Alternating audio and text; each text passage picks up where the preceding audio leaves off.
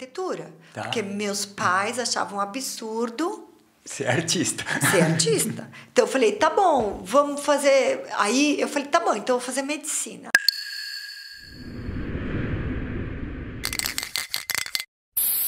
Hoje no Vivendo de Arte estamos recebendo uma querida amiga aí, nossa, Ana Pecoraro. A Ana é uma artista, restauradora, com uma história incrível. Vamos conhecer um pouco do outro lado da arte também, que a gente pouco fala aqui. É um grande prazer te receber, Ana. Obrigada. Obrigado pelo convite. Eu que digo muito obrigada por me convidar.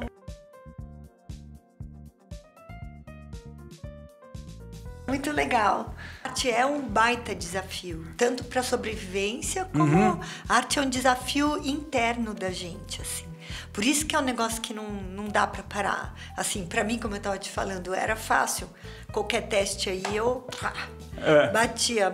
Escola, matemática, eu odiava, achava chato, porque assim, não, é só aquilo, parece um negócio intrincado, engessado, não saía daquilo, aquelas fórmulas, tem que encaixar ali. Essa coisa, pra mim, eu já tava viajando, falava que eu andava no mundo da lua e tal. Mas é porque eu precisava de desafios reais, e arte é um desafio real. É a coisa que é difícil, é difícil pro artista. Se não é difícil, não é arte de verdade. É difícil. É difícil especificamente o que é difícil? É difícil porque, assim, são coisas que aparecem na cabeça da gente. Isso eu tô falando de arte, não de restauro, mas da parte de arte. É como se fosse um questionamento filosófico de verdade, que é muito abstrato, e que você não tem... E a dificuldade é você conseguir expressar isso, porque parece que é um desejo absurdo de compartilhar isso e de expressar isso. E essa é uma transmutação. Você transmutar Sim, o que essa tá coisa na tua tão cabeça. abstrata, esse problema tão abstrato para um negócio físico e dar aquela mensagem que não é narrativa. Por isso que arte é lindo, porque é de verdade. Narrativa é tudo mentira, é mentirosa, você inventa, você distorce, você faz o que você quiser. Agora a arte, quando é arte mesmo, é de verdade. E essa coisa da autenticidade, da sinceridade, é uma coisa, para todo artista, eu acho que é um imperativo. Né? É um imperativo. E não importa que mídia você usa, e também não importa de onde você vem, isso que é legal. Por isso que grafite também é muito legal. Não importa de onde você vem, que tipo de panfleto você faz. No fundo, quando você descobre a arte, você vê que não é panfletário, é muito mais universal que isso. Não é... Quando a arte vira panfleto, você cai na escala da narrativa, né? Mas arte de verdade é muito, muito mais profundo que isso, assim. E é muito mais difícil. Por isso, é difícil essa transmutação, é difícil a transcendência, a transmutação e colocar isso de maneira que toca alguém, sabe? Tocar no coração de alguém. A verdade é essa, assim. Eu tô com a cabeça muito engraçada agora, que eu lembro falando disso, de uma coisa que é a diferença entre uma arte panfletária e uma arte de verdade. Na SP-Art esse ano, você já foi na SP-Art? Não. Acontece todo ano lá no pavilhão da Bienal do Ibirapuera. Mas esse ano... Desculpa, eu já fui sim. Né, tem um monte de galerias e tal. Aí, nesse ano, tinha um quadro gigantesco, que era dessa cor aí, dessa parede assim. Era como se fosse um mar gigante. E tinha um botinho lá no meio, assim, com um monte de gente. Essa coisa que parece panfletária, se você vai pensar, ai, olha lá, o cara é de imigrante, de aquela coisa de sempre, né? Mas você vê como que a arte é. Quando eu olhei esse quadro com essa coisa pequenininha ali no meio daquela imensidão, daquele oceano, dá a sensação pra gente daquela coisa assim, você tá flutuando no nada, você... É uma coisa de... Em inglês chama longing.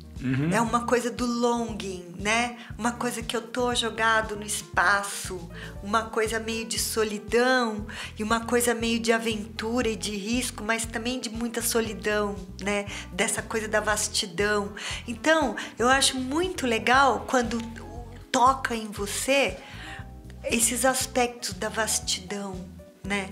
Que é um aspecto do infinito, né? Que a gente não alcança de outro jeito. Então essa coisa é que me pega assim na arte, que é difícil. É difícil quando, até Picasso, entendeu? Tinha dias ruins e dias bons. Você vai perguntar para qualquer artista, cara, quanto que você acertou na vida? Você pinta 1000 e acerta 1, 2, entendeu? É uma coisa. E esse desafio de quando acontece essa... É como se fosse uma frestinha que abre para você daquela coisa do mistério escondido, entendeu? Essa coisa do mistério é que me pega. Da onde deu esse start de correr atrás? Então, na verdade, eu acho que tem duas coisas que são difíceis na vida de artista, eu acho. Primeiro, em qualquer área... Eu não sou panfletária nem nada, mas é difícil ser mulher em qualquer área. Sabe? Principalmente em áreas desafiadoras. Assim, você bota muito mais fé num grafiteiro homem do que numa artista mulher no começo, entendeu? De tudo. Tá. Isso também já é uma coisa... Bom, no começo de carreira, né? E isso não só em carreira, eu acho que assim, é engraçado eu ter muito... Primeiro que você nasce assim, não tem muito jeito. Você pode ser médico, fazer o que você quiser. Você nasce artista? Mas você nasce assim, não tem... Tem coisas que nascem assim. Você pode até virar um médico e não sei o quê, mas se você tem isso, você vai ser. Tá dentro de você, não tem como. E assim, mas a decisão de seguir um meio termo, assim, não, na verdade... Eu sempre fui moleca, sempre só andei com moleque. Eu jogava futebol. Os meninos lá na Asa Delta falavam que eu... Pô, Ana, como é que você não é cabrita? Você é parceira. Por quê? Porque eu gostava de... Pô, eu vou junto, você for, eu também vou. Né? Aquela coisa de estar junto. Então, assim, desde pequenininha foi... Você nasce assim, meio falar assim, por que eu não posso ir? Né? É sempre, por que não eu? Né? Essa coisa. Mas aí, na escola e tudo, eu sofri bullying pra caramba na escola, porque eu era super moleca. Mas eu estudei em colégio de freira, eu lembro da minha amada correndo atrás de mim, em cima do telhado. Assim, tinha umas coisas, sabe? A gente ia tomar banho de sol no telhado da escola, vinha amada correndo, tinha que subir no assalpão. E aí, essas coisas, tudo era coisa de moleque. Assim, eu queria pular do telhado mais alto, eu queria não sei o quê, eu queria ser Homem-Aranha, essas coisas. Então, eu acho que isso daí já faz parte de você achar que você tem um desafio, que você vai treinando esse desafio, né? Você vai treinando. É tipo uma jornada, meio assim. Você vai indo e vai treinando até uma hora que acontece que você não chega o desfiladeiro. Agora você tem que pular, não tem como, entendeu? E aí... isso em escola eu sempre fui muito boa aluna, assim, mas era um problema, bagunceira, super, assim, atrapalhava a aula e não sei o quê, e tinha problema com bullying em geral, tanto com outros alunos quanto com professora, assim. E é engraçado que hoje em dia fala muito em bullying como se fosse um baita trauma, né? Tá bom, pode ser que tem gente que tenha.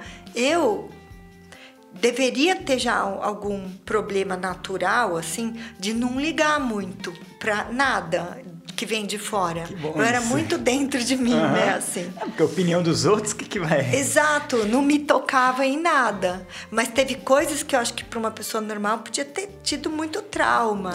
Tipo, tinha um campeonato uma vez na escola e todo mundo queria que uma menina ganhava, que era salto à distância, corrida, tal, não sei o quê.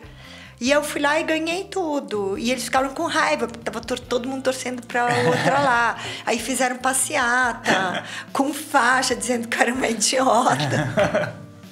Um monte de coisa assim. Medalha de ouro tá comigo. Imagina, qualquer pessoa lá pensa assim, pô, traumatizou a pessoa. Eu tô falando isso porque outro dia encontrei uma menina dessa fase aí da vida, e ela falou disso. Pô, você devia ter traumatizado com aquilo e tal. Eu falei, você me lembrou disso agora?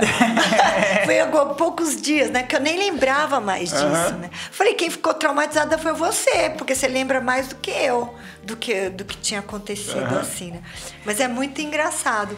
Mas então, o lance da arte, já nessa época que eu já pintava. Você fazia, mas já, eu gostava na escola. Caneta no papel? Qualquer coisa, carvão. É? Carvão de fogueira, qualquer coisa. Você tinha acesso ao material artístico já? Tinha. Assim, eu tinha. Pincel, tela? Tinha, porque eu estudava num colégio de nível bom, assim, e as meninas tinham uma competição, assim, pelo lápis da Carandache, pelo não sei o quê, e tal, aquelas coisas, né? Só que meus pais eram super intelectuais, super. Minha mãe dava aula na USP, meu pai também e tal. Então, eu fui criada para não dar bola para essas coisas, nem de grife, nem de nada disso. Mas dar bola porque tem para estudar, para descobrir alguma coisa séria. Sim, e tal, essa coisa não pra toda. Futilidades, né? Exato. Mas eu estava rodeada de futilidade. Né? Uma das futilidades era ter lápis da Carandache. Eu não tinha. Tinha amigas minhas que tinham. Mas eu fazia melhor do que se tivesse. É meio um desafio. Tipo assim, o meu desenho vai parecer melhor do que o seu, que você tem o Carandache. Tipo assim, né? Tá. Era uma coisa meio... era a única aula que eu via que tinha um certo desafio, porque tinha liberdade também, né? Então, eu acho que assim, ainda a professora, depois, mesmo eu adulta, velha, essa professora deu aula para mim no primário. Ela ficou minha amiga até pouco tempo atrás. Ela casou também com um artista, era artista. Era Vicky o nome dela. E então, ela me pegou na casa dela, para levar para casa dela. Eu ficava desenhando com ela na casa dela. Então, a mesma coisa na faculdade... eu entrei na faculdade de arquitetura, porque meus pais achavam um absurdo ser artista. Então eu falei, tá bom, vamos fazer... Aí eu falei, tá bom, então eu vou fazer medicina, né? Aí eu fui lá, era no meio do ano, eu fui prestar faculdade, porque eu gostava muito de um lugar... Que assim, é engraçado, todo mundo tem aquele lugar, né? Aquele lugar do coração. Que era um lugar assim, tipo Passárgada. A minha Passárgada chamava Parnapuã, era uma praia. Que eu era surfista e tudo, quando eu era adolescente. Que demorava umas 3 horas de a pé para chegar lá, por trilha, montanha, no meio da montanha. E lá tinham umas 3 ou 4 famílias de pescador meio miscigenado com índio, assim, né? E eu, teve uma época assim que eu vivia lá, até que um ano acho que eu mudei, meio que fiquei lá. E eu falei, vou ensinar todo mundo a ler e escrever, vou ficar aqui e tal. No fundo, eu aprendi, assim, a luz do meu coração. Aí abriu a luz do meu coração. Você tirar um ano para viver uma vida para viver simples sem nada. Essência, né? Sem nada, assim. Por causa disso, eu fui para a Austrália para 6 meses. Voltei pior. Porque lá eu fiz conexões internacionais. Lá tinha mesmo os movimentos. Voltou pior do que de ecologista. Aí eu já aprendi como fazia.